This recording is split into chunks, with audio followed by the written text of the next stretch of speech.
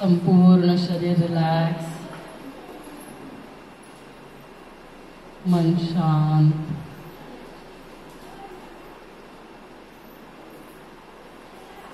आपण ओमची ध्वनी करू आणि प्रोग्रामला सुरुवात करू.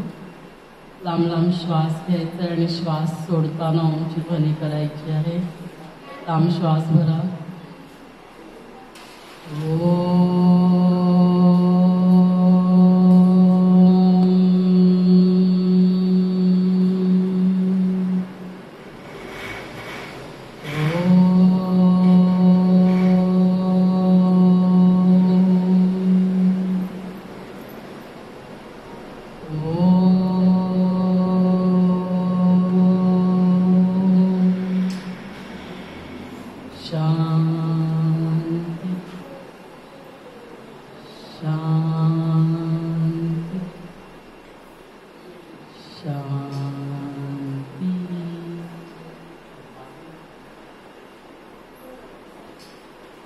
सर्वात पहिल्यांदा तुमचं सगळ्यांचं आजच्या या कार्यक्रमामध्ये खूप खूप स्वागत करते.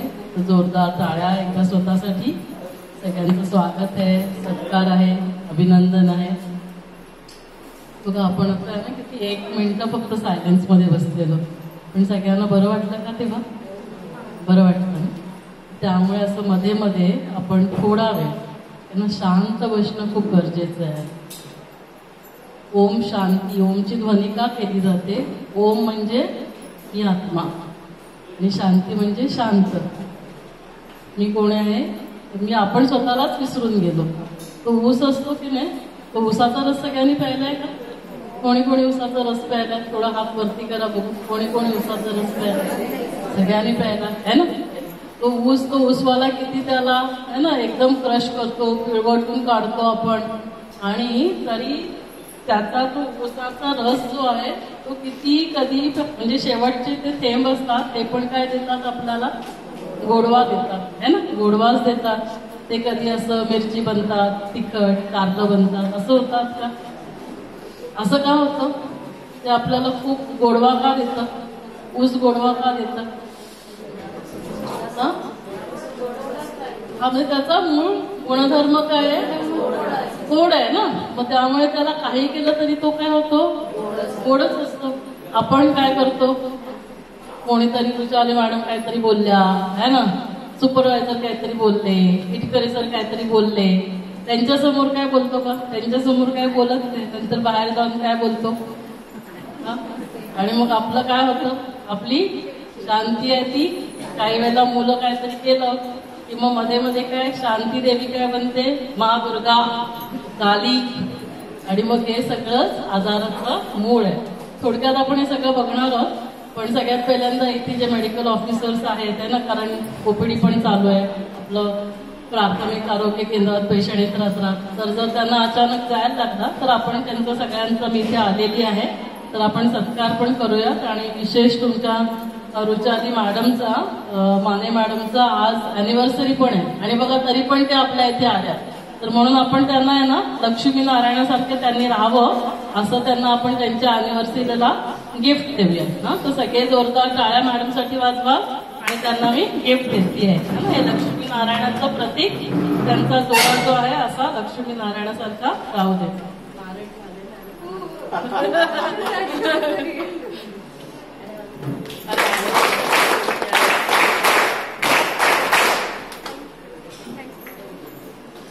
आणि अजून आपल्या इकडे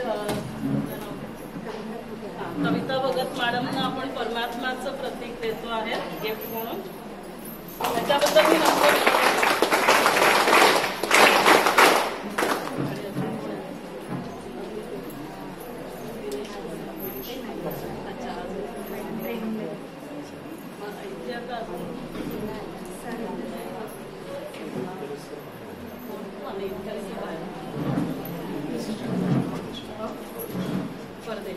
परदेशी सरांना पण देऊया आपण गिफ्ट.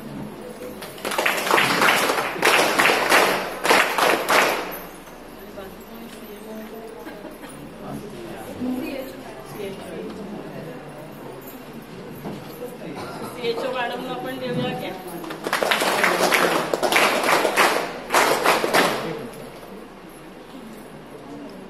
सगळ्यांनी ना फ्रेम घेऊन एक ग्रुप फोटो पण घेऊया है ना, सगळ्यांचा एक फोटो पण घेऊया. सगळेजण या पुढे या मॅडम, या तुम्ही. आणि मी हे कॅन्सरचं पकडते, म्हणजे कॅन्सरचा प्रोजेक्ट होता.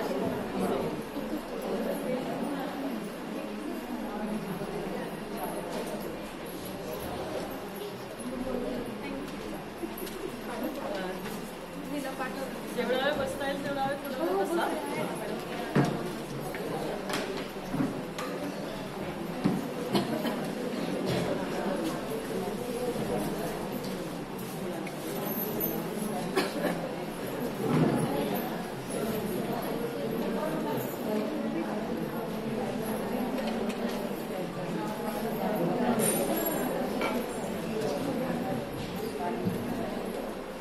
ओम शांती.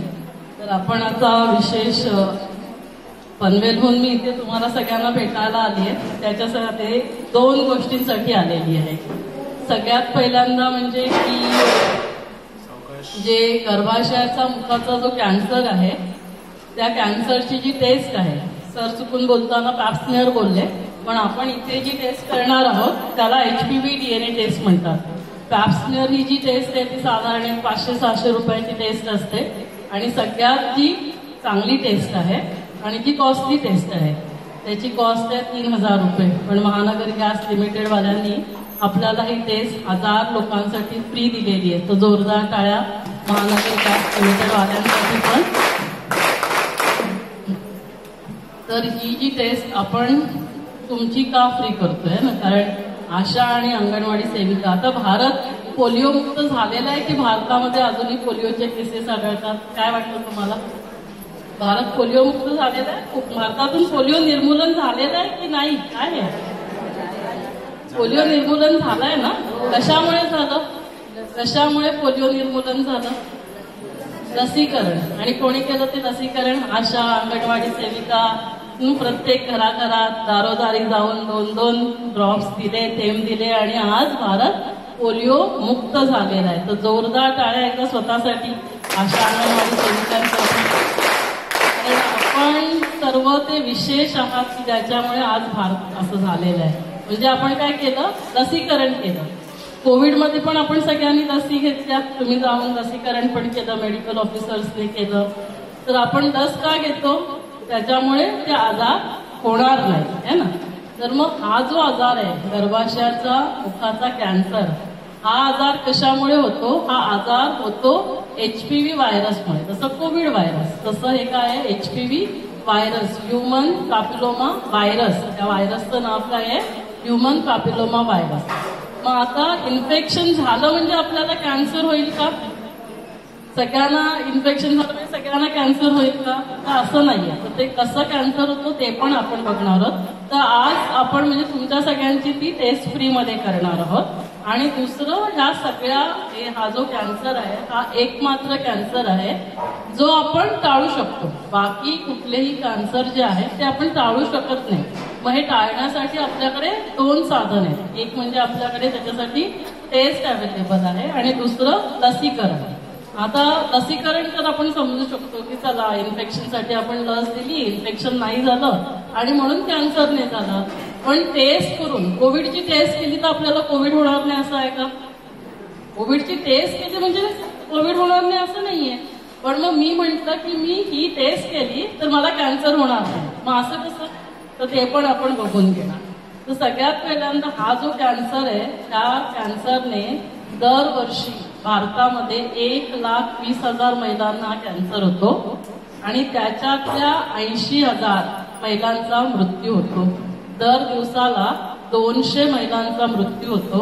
दर तासाला 7-8 महिलांचा मृत्यू. दर 7-8 मिनिटाला एका महिलेचा मृत्यू. चांगली एका गोष्ट सांगा. आणि जो कॅन्सर आपण टाळू शकतो आणि तरी त्या कॅन्सरमुळे एवढ्या महिलांचा मृत्यू होतोय. याचा अर्थ काय? आता सायन्स एवढं ऍडव्हान्स झालेलं आहे. माझं टाटा हॉस्पिटलमधून 2 वर्ष फेलोशिप झालं. 97, 98 आणि 99 2 वर्ष मी टाटाला होते. टाटामध्ये पूर्ण भारतभरातून पेशंट येतात. तर हा कॅन्सर, जो कॅन्सर आपण टाळू शकतो, तरी त्या कॅन्सरमुळे दर दिवशी 200 महिलांचा का मृत्यू व्हावा? याचा अर्थ काय की हा कॅन्सर लास्ट स्टेज मध्ये डिटेक्ट होतोय. आणि म्हणून तुम्ही सगळेजण साधारण समजून चला, आता तुम्ही इथे 80 जण बसताय, पण मी काय समजते इथे किती जण बसलेत, इथे किती जण बसलेत, मी काय समजतेय इथे 8000 लोक बसलेत. का मी असं समजते? कारण तुम्ही सगळेजण इतक्या लोकांच्या कॉन्टॅक्ट मध्ये येता, तर एक जण जर 100 लोकांना जर एकाने माहिती दिली तर 80 लोकां थ्रू किती जणांना माहिती पोचेल सांगा बघू? किती लोकांना माहिती पोचेल? 8000 जणांना पोचेल की नाही? साडीचा सेल लागल्यावर फोन करताना अगं माहितीये का तिकडे खूप चांगला सेल लागलाय, जाऊन साडी घेऊन ये. तर आता आज काय कराल, आजपासून जितके दिवस 1 महिना आहे ना, 1 महिन्यात 100 लोकांना तर नक्की भेटाल तुम्ही. तर त्या लोकांना तुम्ही ही सगळी माहिती पोचवा. कारण मी बघा ओपीडी तिथे 1 वाजता संपली, लगेच पटापट निघाली. येताना मी गाडीमध्येच सलाड खाल्लं. का आम्ही एवढं सगळं करतोय की जेणेकरून 1,20,000 लोकांना कॅन्सरच व्हायला नको, आणि जरी कॅन्सर झाला तरी त्यांचा नंबर त्या 80,000 नाही लागला पाहिजे. त्यामुळे आता मी जे काही पुढचं एक अर्धा पाऊण तास बोलणार, जास्त नाही, ते तुम्ही सगळेजण शांततेने ऐकून घ्या, जेणेकरून भारतामध्ये त्या 80,000 महिलांचा जो मृत्यू होतोय ना तो आपण टाळू शकतो. कुठे म्हणजे कोपरोलीमध्ये ह्या कॅन्सरमुळे एकाही महिलेचा मृत्यू झाला नाही पाहिजे. मग त्याच्यासाठी मला काय करायला लागेल? असं प्रत्येकाने ठरवलं तर भारत जसा पोलिओ मुक्त झाला तसं आपण भारताला गर्भाशयाच्या मुखाच्या कॅन्सर थ्रू मुक्त करू शकतो. कारण आपल्याकडे 2 साधन आहेत. तर सगळ्यात पहिलं जे साधन आहे ते म्हणजे ही HPV टेस्ट, किंवा जसं सर सांगत होते पॅप्समेअर. कारण HPV टेस्ट 3,000ची आहे. तर सगळे आता प्रत्येक वेळेला आपल्याला महानगर गॅस लिमिटेड वाले फ्री देतील असं नाही. आता दिली आहे तर आता ठीक आहे. तर जी पण टेस्ट असेल, पॅप्समेअर असेल किंवा तुमची HPV DNA टेस्ट आहे, तर ह्या टेस्ट मधून आपल्याला काय समजतं? सगळ्यात पहिल्यांदा टेस्ट कशी आहे ते समजून घ्या.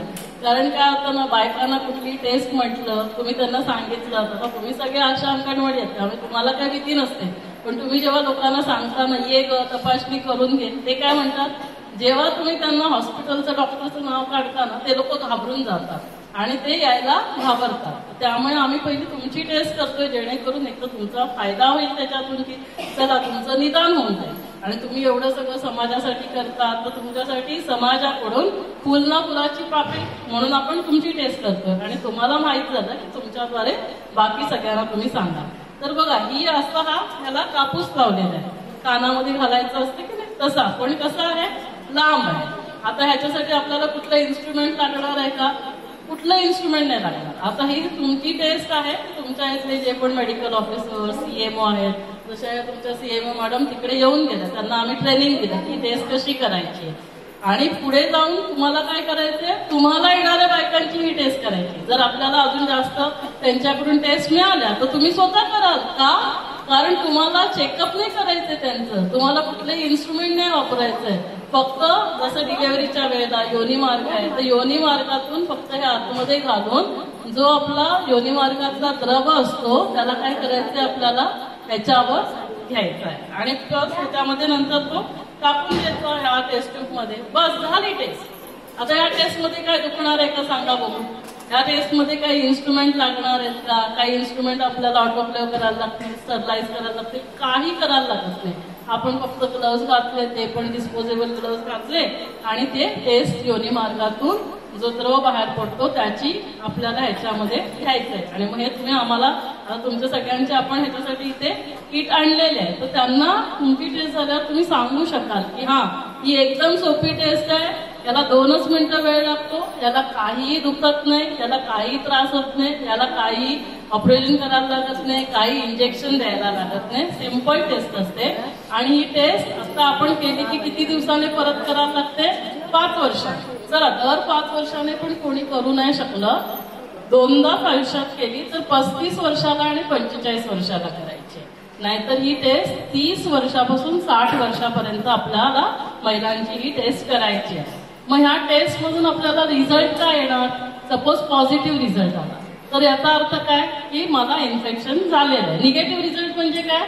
मला इन्फेक्शनच नाही. इन्फेक्शन नाही म्हणजे मला पुढे जाऊन कॅन्सर होऊच शकत नाही. म्हणजे 5 वर्ष आपण एकदम बिंदास, एकदम काही टेन्शन नाही की 5 वर्ष मला काही होणार नाही. मग ह्याच्यासाठी आपण जर पॉझिटिव्ह आलं तर पॉझिटिव्ह म्हणजे कॅन्सर होणार का? जसं आता सपोज आता उरण आहे, तुम्हाला सुट्टी आहे, इथून तुम्ही 4 मैत्रिणी गेलात कुठेतरी, 4-5 जण गेलात आणि तिथे खूप थंडी होती, तुम्ही थंड पाणी बिणी प्यायलात, तर सगळ्यांना सर्दी होते का?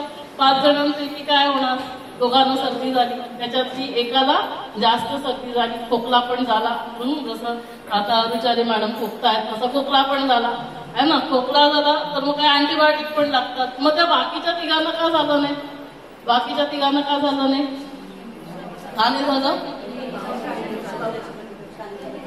रोग प्रतिकारक शक्ती चांगली आहे तर काय होतं, आपल्याला इन्फेक्शन होत नाही. किंवा इन्फेक्शन झाले, आता सर्दी खोकला झाल्यावर आपण दरवेळेला अँटीबायोटिक घेतो का? दरवेळेला डॉक्टरांकडे जातो का? पडसं सर्दी पडसं आपण म्हणतो ते बरं होणार का? बरं होणार, आपली शरीरामध्ये रोग प्रतिकारक शक्ती असते. तर तसंच हे पण काय आहे, इन्फेक्शन आहे. 90% बायकांना हे इन्फेक्शन होणार आणि त्याच्यातल्या 90% बायकांचं आपणहून 1 वर्षामध्ये इन्फेक्शन क्लिअर होऊन जातं. पण ज्यांची रोग प्रतिकारक शक्ती चांगली नाही त्यांना काय होणार, त्यांना ते इन्फेक्शन जर जास्त दिवस राहिलं किंवा सारखं इन्फेक्शन झालं तर पुढे मागे जाऊन ज्या जखमा होतात तेव्हा तो कॅन्सर होतो. किती दिवसाने? 8 ते 10 वर्षाने. असं नाही ह्या वर्षी इन्फेक्शन झालं लगेच पुढच्या वर्षी कॅन्सर होणार. मग आपल्याकडे एवढा वेळ असतो. मग ह्याच्यात आम्ही काय करणार, ज्यांचं पॉझिटिव्ह आलं तर त्याला दुर्बिणीची तपासणी म्हणजे काय, कॉल्पोस्कोपी म्हणतो. आता कदाचित ती सगळ्या ठिकाणी प्रायमरी आरोग्य सेंटर्सला नसेल, पण पनवेलला आमच्या हॉस्पिटलमध्ये ते इन्स्ट्रुमेंट आहे, त्याला म्हणतात कॉल्पोस्कोपी. मग दुर्बिणने काय होणार, पिशवीचं तोंड आहे ते मी मोठं करून बघणार. त्याच्यामध्ये जर तुम्हाला वाया वगैरे टेस्ट माहिती असेल, कदाचित तुमचं झालं असेल तर, की त्याला आपण ऍसिटिक ऍसिड लावतो आणि तिथे जर तो पोर्शन वाईट झालेला असेल किंवा त्याला आपण ल्युगॉस आयोडीन लावतो, तर या सगळ्या त्याचं पुढचं आहे, ते तुम्हाला माहित असण्याची गरज नाही. तर त्याच्यातून जर मला कुठे जखम दिसली तर मी काय करणार, त्याची बायोप्सी घेणार आणि मग त्या बायोप्सीमध्ये आपल्याला काय समजेल की ह्यांचा रिपोर्ट नॉर्मल आहे, म्हणजे काय मला आता कॅन्सर झालेला नाही. आणि त्याच वेळेला मी काय करणार, ती जी जखम झालेली आहे त्याला एक तर आपण तो भाग बर्फ बनवतो, म्हणजे त्याला काय म्हणतात क्रायोकॉट्रायझेशन, किंवा त्याला आपण लाईट देतो, म्हणजे ती जखम आहे त्याला जाळतो. मग ती जखम बरी झाली. जखम बरी झाली म्हणजे काय होणार, मला पुढे जाऊन कॅन्सर होणार नाही. म्हणून टेस्ट केल्याने आपण कसा कॅन्सर टाळतो, टेस्टमध्ये जर आपल्याला आढळलं की इथे जखम आहे आणि जखम आपण बरी केली तर आपल्याला कॅन्सरच होत नाही. किंवा दुसरा पहिला रिपोर्ट काय निगेटिव्ह, दुसरा काय पॉझिटिव्ह. पॉझिटिव्ह मध्ये आपण बायोप्सी केली, बायोप्सी मध्ये आपला रिपोर्ट निगेटिव्ह आला म्हणजे पण नॉर्मल. पॉझिटिव्ह आला तर पॉझिटिव्ह मध्ये पण कॅन्सर होण्याच्या अगोदरची स्टेज समजते, त्याला म्हणतात प्री इन्व्हेसिव्ह कॅन्सर. म्हणजे आता कॅन्सर झालेला नाहीये पण पुढे जाऊन होऊ शकतो. मग तेव्हा पण मी त्या जखमेची ट्रीटमेंट केली तर मला कॅन्सर होणारच नाही. किंवा मग ह्याला काय म्हणतात, prevention is better than cure, की तुम्ही आजार होण्याच्या अगोदरच आजार टाळण्यासाठी प्रयत्न केले. आणि जर कॅन्सर आढळला तरी तो पण कुठल्या स्टेजमध्ये आढळणार, पहिल्या स्टेजमध्ये. आणि पहिल्या स्टेजमध्ये आढळल्यावर सायन्स आता एवढा ऍडव्हान्स झालेला आहे की त्याची आपण ट्रीटमेंट केली, त्याला पिशवी काढायला लागली किंवा लाईट द्यावी लागली तरी तो आजार 100% बरा होणार आहे. म्हणजेच काय झालं, अर्ली डिटेक्शन सेव्हज लाईफ. जरी आपला नंबर 1,20,000 कोणाचा लागला तरी 80,000 नंबर लागणार नाही. म्हणजे आपण त्यांचा जीव वाचवू शकतो, ऍटलिस्ट त्यांना त्यांचा जीव गमावणार नाही. आणि म्हणून ही टेस्ट सगळ्यांपर्यंत ही माहिती पोहोचवणं, प्रत्येक महिलेने 35 वर्षाला 40 वर्षाला HPV टेस्ट नाही जमलं तर पॅप्समेअर ही टेस्ट करणं खूप खूप गरजेचं आहे. त्याच्यातून आपण कॅन्सरचं निदान लवकर करू शकतो आणि त्या महिलेचा आपण जीव वाचवू शकतो. आता दुसरी गोष्ट आपण काय म्हणालो, दुसरं साधन काय आहे आपल्याकडे, दुसरं आपल्याकडे लसीकरण आहे ना, म्हणजे ज्याला वॅक्सिन म्हणतो. आपण म्हणालो की गर्भाशयाच्या मुखाचं वॅक्सिन आहे कॅन्सरचं, तर सगळ्यांना काय वाटतं हे फक्त बायकांना द्यायचं आहे. पण हे वॅक्सिन कशाचं आहे, हे वॅक्सिन आहे HPVचं वॅक्सिन. म्हणजे काय, हे जे इन्फेक्शन होतं त्याचं वॅक्सिन. मग हे इन्फेक्शन कुठे कुठे होतं, 6 ठिकाणी इन्फेक्शन होतं. आपल्या गळ्याला इन्फेक्शन होऊ शकतो, योनी मार्गाला इन्फेक्शन होऊ शकतं, पिशवीच्या तोंडाला, जसं आपण म्हणालो की हे सर्वायकल एरिया म्हणजे पिशवीचं तोंड, योनी मार्ग, प्रायव्हेट पार्ट, बाहेरचा भाग त्याला वल्वा म्हणतात, तसंच जेंट्सचा प्रायव्हेट पार्ट त्याला फिनाईल म्हणतात आणि संडासची जागा 6 ठिकाणी ह्या व्हायरसमुळे इन्फेक्शन होतं आणि 6 ठिकाणी सारखं इन्फेक्शन झालं तर त्या ठिकाणचा कॅन्सर होऊ शकतो. मग जर आपण वॅक्सिन घेतलं तर या सगळ्या ठिकाणचा कॅन्सर आपण टाळू शकतो, इन्फेक्शन टाळू शकतो. मग हे वॅक्सिन कसं घ्यायचंय, कोणाला घ्यायचंय, म्हणजेच काय, हे वॅक्सिन दोघांना घ्यायचंय, बॉईजना पण आणि गर्ल्सना पण घ्यायचंय. मग मुलींना कधीपासून हे वॅक्सिन आपण देऊ शकतो, 9 वर्षापासून आपण 45 वर्षापर्यंत आपण हे वॅक्सिन द्यायचंय. आणि मुलांना कधी द्यायचंय, 9 वर्षापासून 26 वर्षापर्यंत. मग किती ह्याचे डोस द्यायचे, 15 वर्षापर्यंत दिलं तर 3 डोस, 15 वर्षानंतर दिले तर 2 डोस. जेव्हा 2 डोस देतो, पहिला डोस दिला की 6 महिन्याने दुसरा डोस, आणि 3 डोस देतो तर 1 डोस दिला की 2 महिन्याने दुसरा डोस आणि 6 महिन्याने तिसरा डोस. पण आपल्याला WHO म्हणजे काय सांगा, जागतिक आरोग्य संघटना, त्यांनी रिसर्च केला आणि त्यांनी हे बघितलं की जरी 1 इंजेक्शन जरी घेतलं तरी 95-96% फायदा होतो. म्हणजे आपण 1 इंजेक्शन घेतलं तरी आपण कॅन्सर पासून स्वतःला वाचवू शकतो. आणि मग ह्याची कॉस्ट किती, ह्याची कॉस्ट फक्त 2000. आम्ही तर आमच्या हॉस्पिटलमध्ये त्याच्यामध्ये पण कन्सेशन देतो. मला वाटतं मध्ये सरांनी मला कॉल केलेला, वॅक्सिन तुम्हाला कदाचित दिले गेले असतील, नसतील तर तुम्ही सरांशी बोलू शकता. ज्या महिला 45 वर्षापर्यंत आहेत किंवा तुमच्या मुली आहेत, त्या सगळ्यांनी तुम्ही एकदा लिस्ट तयार केली, इटकरे सरांकडे दिलं तर ते काय करतील, ते कन्सेशनल रेटमध्ये पण वॅक्सिन्स मागवून तुम्हाला इथेच देऊ शकतील. जसं आपण काय करतो, मुलांना कपडे देतो है ना, काय मोबाईल देतो, तर 2000 मध्ये काय मिळतं का सांगा बघू, हे सगळं 2000 काय येतं का.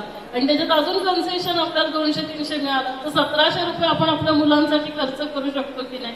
एकाच दिवशी त्यांना तुम्ही 1 वर्षी कपडे नका देऊ, जीनची पॅन्ट नका देऊ, हे सगळं देऊ नका, पण तुम्ही त्यांना वॅक्सिन द्या. आता मी तुम्हाला विचारणार नाहीये तुमच्यापैकी किती जणांनी टेस्ट केली, कारण आम्ही तुमच्या सगळ्यांची टेस्ट करणार होतो. मी तुम्हाला विचारणार नाही तुमच्यापैकी किती जणांनी वॅक्सिन घेतलंय, किती मुलांना वॅक्सिन दिलंय. तुम्ही हे सगळं करा, कारण आम्ही आमच्या मुलांना दिलं, आमच्या स्टाफचं केलंय, आमच्या हॉस्पिटलमधल्या सिस्टरच्या सगळ्यांच्या टेस्ट झालेल्या आहेत. जेव्हा आपण करणार तेव्हा आपण स्वतःला याच्यापासून वाचवणार. तर हे झालं गर्भाशयाच्या मुखाचा कॅन्सर.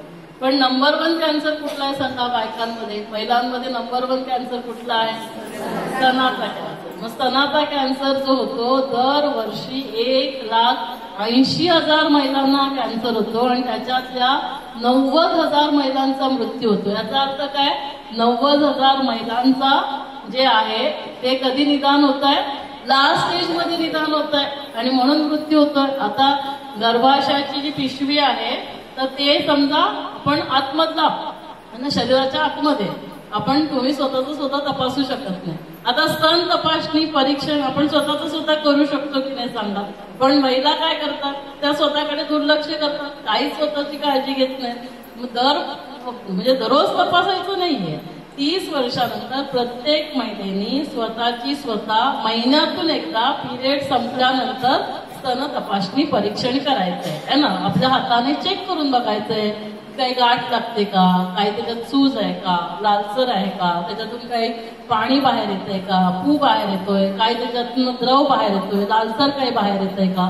आणि असं जर काही आपल्याला आढळलं तर डॉक्टरांकडे जाऊन आपल्याला तपासणी करायची आहे. आणि मग त्याच्यातून काय होणार, मग आपल्याला समजेल की हा चला ही जी गाठ आहे आपल्याला सोनोग्राफी करायची आहे किंवा मॅमोग्राफी करायची आहे. गाठ वाटली तर डॉक्टर काय करतात, त्याच्यात सुई घालून तपासणी करतात. त्याला काय म्हणतात, FNAC टेस्ट. 95% गाठी या नॉर्मल असतात, काही गाठी कॅन्सरच्या असतात. पण जर लवकर निदान झालं, आता ह्याच्यासाठी आपल्याकडे वॅक्सिन नाहीये, पण लवकर निदान झालं तर काय होईल की आपण त्या महिलेचा जीव वाचवू शकतो. मग काय लक्षात ठेवायचंय, सगळ्यांना सांगायचंय, गर्भाशयाच्या पिशवीच्या कॅन्सरसाठी काय माहिती द्या की बाई अशी टेस्ट अवेलेबल आहे, तू आपली टेस्ट कुठेही जाऊन तू करून घे. आणि मुलींना 9 वर्षापासून आपल्याला ऍटलिस्ट 1 तरी डोस द्यायचा. एवढं 1 वाक्य आपण सगळ्यांना सांगू शकतो की नाही. सर्वे करायला गेलो, कशा लसीकरण करायला गेलो, कशासाठी पण जाऊ दे, त्या कारणासाठी कारण दुसरं असेल, पण हे एक वाक्य आपण सगळ्यांना सांगू शकतो. तसंच त्यांना सांगायचं की 30-35 वर्षानंतर आपली स्वतःची स्तन परीक्षण महिन्यातून एकदा करत जा. 35-40 वर्षानंतर वर्षभरातनं एकदा, वर्षाने 2 वर्षाने डॉक्टरांपुढे जाऊन तपासणी करत जा. त्याने काय होईल, आपण महिलांचा जीव वाचवू शकतो. मग हे जे सगळे जे आजार आहेत ना, कॅन्सर आहे, डायबिटीस आहे, ब्लड प्रेशर आहे, हार्ट अटॅक आहे, डिप्रेशन आहे, हे सगळे आजार दिवसेंदिवस वाढत चाललेत की नाही? काय वाटतं तुम्हाला? आजार कमी होत आहेत की आजार वाढत आहेत? मग हे आजार कमी करण्यासाठी काय करायला पाहिजे? सिंपल, आम्ही एका वाक्यात सांगतो. काय काय करायचं त्याच्यासाठी? आपले जे पाय आहेत ना, ते पाय काय झाले? थंड पडले. आता तुम्ही अशा अंगणवाडी सेविका जात आहोत, त्यामुळे तुम्हाला काही चालणं फिरणं होतं, पण बाकी नाही तर आता आजकाल तर बघा, जमिनी पण आपण विकून टाकलेल्या असतात, शेतामध्ये पण जायचं नाही, काही कामं नाही करायची, तर पाय काय झालेत आपले? थंड पडले. पोट काय झालंय? टाईट झालंय आणि हे गरम झालंय. पाय गरम व्हायला पाहिजे होते, हे थंड राहायला पाहिजे होतं, तर उलट झालं. हे गरम होतं आणि पाय काय होतात? पाय पडले थंड. पायांना काय करायचंय आपल्याला? गरम करायचं म्हणजे चालायचंय, व्यायाम करायचंय. पोटाला थंड करायचं, पोटाला नरम करायचं म्हणजे काय? आपल्याला आपल्या खाण्यावर लक्ष ठेवायचं. काही काही जण ना बायका बारीक असतात, पण पोट काय असतं? पोट नरम असतं का? पोट टाईट असतं. आता भरपूर वेळेने मी काय खाते ते मी तुम्हाला सांगते आणि त्याच्याप्रमाणे तुम्ही ठरवा की आपण काय करायला पाहिजे. सकाळी 11 वाजता एक प्रकारचं फळ घेते. आता आज सकाळी 11 वाजता 2 केळी खाते. तुम्हाला जे खायचंय, केळं खायचंय केळं खा, पेरू खायचं पेरू खा, पण एकाच वेळेला सगळं नाही खायचं. एका वेळेला 2 पेरू तर 2 पेरू, एका वेळेला 2 केळी तर 2 केळी खाऊ शकता. मग 1 वाजता दुसरं फळ घ्यायचं, मग त्याच्यामध्ये काय? 1 सफरचंद घ्यायचं. त्याच्यानंतर 3 वाजता काय करते? कोशिंबीर खाते. आता 3 वाजता इथे लेक्चर घेत असेल, मग राईट म्हणून येताना आता गाडीमध्ये खाल्ला, मग त्या कोशिंबिरीमध्ये काय? आणि ते एक वाडकं भरून बघवणं भरून आपण घेऊ शकतो, छोटं पातेलं. मग त्याच्यामध्ये काय टाकायचं? टोमॅटो आहे, नंतर आपलं गाजर आहे, कोबी आहे, सिमला मिरची आहे, काय पालक आहे, मेथीची पानं आहेत. प्रोटीनसाठी काय टाकायचं? आपण त्याच्यामध्ये काय काय टाकायचं? प्रोटीनसाठी काय काय टाकायचं? प्रोटीन कशामध्ये असणार? शेंगदाणे आणि खोबरं. हे तर मिळतं की नाही आपल्याला? शेंगदाणे खोबऱ्यासाठी जास्त पैसे नाही लागत, काजू बदामला पैसे लागतील, ते नाही खायचं आपल्याला. आपण शेंगदाणे खोबरं खाऊ शकतो आणि त्याच्यामध्ये मोड आलेले मूग किंवा मटकी टाकायचं. मग आता हे जेवढ्या प्रमाणात पाहिजे ना तेवढ्या प्रमाणात आपण खाऊ शकतो. म्हणजे जितकं आपण नैसर्गिक खाणार. आता ह्याच्यात काय शिजवलेलं आहे का सांगा? ह्याच्यात काही शिजवलेलं नाही. त्याच्यात तुम्ही डाळिंबाची दाणे टाकू शकता. मग त्याच्यानंतर जाताना 5 वाजता काय करणार? 5 वाजता मग जेवणामध्ये काय घेणार? आता इथून जायला समजा लेट झालं आणि इथून गेल्यानंतर ओपीडीत बसायला लागेल, मग मी माझं जेवण पण बरोबर आहे. मग त्या जेवणामध्ये काय असतं? 1 वाटी 1 बगवणं जे आहे ती डाळ. आता डाळ नाही काय प्रवासात सांडू बनवू शकते, खाताना अंगावर सांडू शकते. मग 1 जे बगवणी डाळ, ती डाळ कसली घ्यायची? कारण डाळीमधून काय मिळतं? प्रोटीन. आपल्या शरीराला, पेशींना प्रोटीन्स पाहिजे असतात. मग त्याच्यामध्ये आपण मूग डाळ सगळ्यात चांगला, मग ती तुम्हाला जितकी पाहिजे तेवढी घ्या. मग दुसरं काय? 1 बगवणं जे आहे ती भाजी, कुठली पण भाजी घ्या. लाल भोपळा घ्या, दुधी भोपळा घ्या, कारलं घ्या, भेंडी. गावामध्ये तर किती भाज्या बनतात आणि आपण गावामध्ये भाज्या पिकवू शकतो. आपल्या इकडे जे पिकतं ते घ्यायचं. आणि मग छोटी भाकरी कसली घ्यायची? ज्वारी, बाजरी, नाचणी, वरी. पण आपलं जेवण काय असतं? आगरी म्हटलं की काय? तांदळाच्या भाकऱ्या आणि तांदळाचा भात. हे आपलं जेवण नसलं पाहिजे. जितकं आपल्या शरीरात कार्बोहायड्रेट जाणार तेवढं आपल्याला डायबेटीस आणि डायबेटीसमुळे हार्ट अटॅक हे प्रमाण बायकांमध्ये पण वाढत चाललेलं आहे. तर आपल्याला काय करायचंय? भले आपल्या इथे तांदूळच पिकतो, पण आपण जर शक्य झालं, आता मला माहित नाही ते किती पॉसिबल आहे, कारण शेतीचं नॉलेज नाहीये, मेडिकलचं नॉलेज आहे, तर ते मी नाही सांगू शकत, पण शक्य होईल तितकं आपण चपाती पण शक्यतो टाळायची. आपल्याला ज्वारी, बाजरी, नाचणी, वरी त्याच्या भाकऱ्या घ्यायच्या आहेत आणि भाजी आणि डाळ. मग माझ्या जेवणामध्ये काय काय नाही गेलं सांगा? माझ्या जेवणात काय नाही जात आहे? तांदूळ जातोय का? नाही. गहू जातोय का? चपाती नाही जात. अजून काय जात नाही सांगा माझ्या जेवणामध्ये? चहा, कॉफी, कोल्ड्रिंक, नॉनव्हेज हे माझ्या जेवणात जात नाही. आता चहा आणून ठेवलाय, पण आता माझं 54 इयर्स झालं, चहा मी टेस्टच केला नाही. चहाची टेस्ट काय तेच माहित नाही. आणि तुम्ही लोक कुठेही प्रोग्राम असला, चला चहाला घेतला, अजून चहाला घेतला, चहामध्ये काय जाते सांगा? चहामध्ये काय काय जागा? साखर. 4 वाईट पॉइझन्स आपल्या जेवणामध्ये नसले पाहिजे. कुठले कुठले वाईट पॉइझन आहेत सांगा? साखर. दुसरं काय आहे? मीठ. तिसरं काय आहे? तेल, तूप. चौथं काय आहे? मैदा.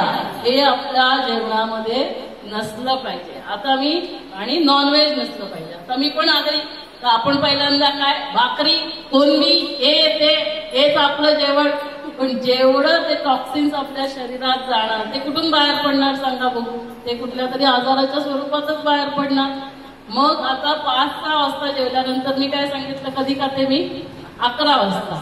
म्हणजे किती वेळ फास्टिंग झालं सांगा? रात्री संध्याकाळी 5 पासून 16 ते 18 तास आपण शरीरात काही टाकलं नाही. मग आपल्या शरीराला खाणं पाहिजे. मग आपल्या पेशी काय खाणार? आपल्या शरीरामध्ये इकडून तिकडून जाताना टॉक्सिन्स जातात, व्हायरसेस जातात, बॅक्टेरिया जातात.